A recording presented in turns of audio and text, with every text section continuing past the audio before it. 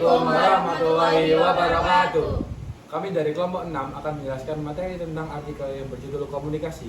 Tapi sebelum itu, izinkan kami untuk memperkenalkan diri. Perkenalkan, nama saya Bagas Abdul Putra dengan NIM 297. Perkenalkan, nama saya Anatolia Indonesia dengan NIM 125.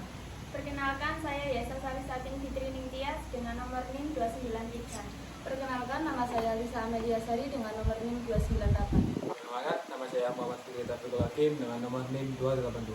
Dan saya Sulung Bapati Sunarto dengan nomor NIM 259. Yang pertama yaitu pengertian komunikasi. Komunikasi menjadi peranan terpenting bagi kehidupan manusia dalam berinteraksi di kehidupan sehari-hari, terutama komunikasi yang terjadi di dalam masyarakat terkecil, yaitu keluarga. Di dalam sebuah komunikasi, feedback merupakan hal yang diharapkan untuk mampu mencapai tujuan. Komunikasi berasal dari bahasa Latin cum, yaitu kata depan yang berarti dengan, bersama dengan, dan unus, yaitu kata bilangan yang berarti satu.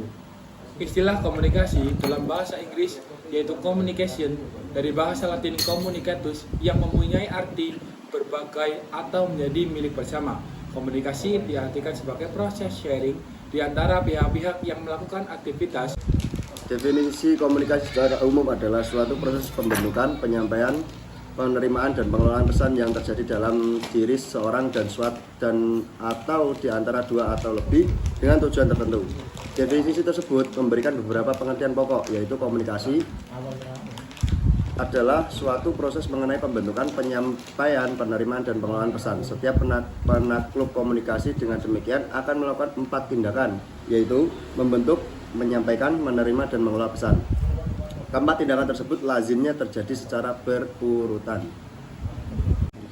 Yang kedua, fungsi komunikasi. Fungsi komunikasi dalam organisasi sangat besar. Organisasi yang berorientasi untuk mencari keuntungan atau profit maupun nirlaba atau non-profit dapat diuraikan sebagai berikut. Yang pertama, sebagai kendali. Fungsi komunikasi sebagai kendali memiliki arti bahwa komunikasi bertindak untuk mengendalikan perilaku orang lain atau anggota dalam beberapa cara yang harus dipatuhi. Yang kedua, sebagai pengungkapan emosional.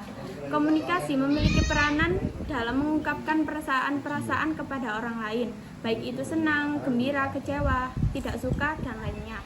Yang ketiga, sebagai informasi. Komunikasi memberikan informasi yang diperlukan dari setiap individu dan kelompok dalam mengambil keputusan dengan meneruskan data guna mengenai dan menilai pemilihan alternatif. Gangguan dan rintangan komunikasi dapat dibedakan atas 7 macam, yakni gangguan teknis. Gangguan teknis terjadi jika salah satu alat yang digunakan dalam berkomunikasi yang ditransmisi melalui saluran mengalami kerusakan. Yang kedua, gangguan semantik. Gangguan semantik adalah gangguan komunikasi yang disebabkan karena kesalahan pada bahasa yang digunakan. Yang ketiga, gangguan psikologis. Gangguan psikologis terjadi adanya gangguan yang disebabkan oleh persoalan-persoalan dalam diri individu. Yang berikutnya, rintangan fisik atau organik. Rintangan fisik ialah rintangan yang disebabkan karena kondisi geografis, misalnya jarak jauh sehingga sulit dicapai, tidak adanya sarana kantor pos, kantor telepon, jalur transportasi, dan semacamnya. Yang berikutnya, rintangan status. Rintangan status ialah rintangan yang disebabkan karena jarak sosial di antara peserta komunikasi, misalnya perbedaan status antara senior dan junior. Yang terakhir, rintangan kerangka berpikir. Rintangan kerangka berpikir ialah rintangan yang disebabkan adanya perbedaan persepsi antara komunikator dan halayak terhadap pesan yang digunakan dalam berkomunikasi. Di sini saya akan menjelaskan tentang proses komunikasi. Komunikasi juga memiliki 6 tahap, yaitu 1.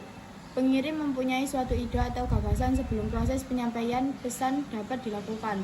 Maka, pengirim pesan harus menyiapkan ide atau gagasan apa yang ingin disampaikan kepada pihak lain atau audien. 2. Pengirim mengubah ide menjadi suatu pesan dalam suatu proses komunikasi. Tidak semua ide dapat diterima atau dimengerti dengan sempurna. Dan yang ketiga, pengirim menyampaikan pesan setelah mengubah ide-ide ke dalam suatu pesan. Tahap berikutnya adalah memindahkan atau menyampaikan pesan melalui berbagai saluran yang ada kepada si penerima pesan. Yang keempat, menerima pesan komunikasi antara seseorang dengan orang lain akan terjadi bila pengirim mengirimkan suatu pesan atau penerima menerima pesan tersebut. Dan yang kelima, penerima menafsirkan pesan setelah penerima menerima suatu pesan. Tahap berikutnya adalah bagaimana ia dapat menafsirkan pesan. Dan yang terakhir yaitu penerima memberi tahapan dan menerima umpan balik kepada pengirim. Umpan balik atau feedback adalah penghubung akhir dalam suatu mata rantai komunikasi. Selanjutnya saya akan menjelaskan tentang komunikasi verbal dan komunikasi nonverbal. Komunikasi verbal atau lisan yang terjadi secara langsung serta tidak dibatasi oleh jarak, di mana kedua belah pihak dapat bertatap muka, contohnya dialog dua orang. Terus komunikasi nonverbal atau tertulis, naskah yang biasanya digunakan untuk menyampaikan kabar yang bersifat kompleks. Pengertian komunikasi antar pribadi adalah jenis komunikasi yang paling ampuh dalam membentuk sikap dan perilaku orang lain, sehingga fungsi mempersuasi terasa lebih kental dalam komunikasi jenis ini. Ciri khas lainnya terdapat komunikasi antar pribadi adalah feedback atau umpan baliknya terjadi secara langsung. Pengertian komunikasi antar budaya di antara orang-orang yang memiliki kebudayaan yang berbeda, yaitu ras, etnik, atau sosial ekonomi. Kebudayaan adalah cara hidup yang berkembang dan dianut oleh masyarakat serta berlangsung dari generasi ke generasi. Bagaimana agar komunikasi berjalan baik antara atasan dengan bawahan? Agar komunikasi berjalan dengan lancar, yaitu saling terbuka apabila ada pendapat atau masukan terkait kemajuan perusahaan, sehingga hubungan pemimpin dan karyawan menjadi lebih baik, dan untuk bawahan lebih berani bertanya kepada atasan tanpa rasa takut. Maka sebagai atasan juga harus memberi tanggapan yang lebih baik. Bagaimana peran komunikasi yang efektif dalam organisasi? Komunikasi yang efektif memiliki peranan penting di dalam sebuah organisasi. Dari komunikasi yang efektif akan menciptakan hasil yang selaras dan tercapainya target atau visi dan misi dari organisasi tersebut, dan juga menciptakan lingkungan komunikasi yang terbuka. Di era globalisasi ini, apakah komunikasi itu penting bagi pemimpin perusahaan? Ini langsung jawab ya berarti ya? Iya. Oke. Menurut pandangan saya, komunikasi di era globalisasi ini sangatlah penting karena gaya kepemimpinan yang sangat cocok dengan kaum milenial atau generasi Z seperti kami ini, yaitu gaya kepemimpinan adaptif, gaya kepemimpinan suportif, dan gaya kepemimpinan apresiatif, gaya kepemimpinan adaptif.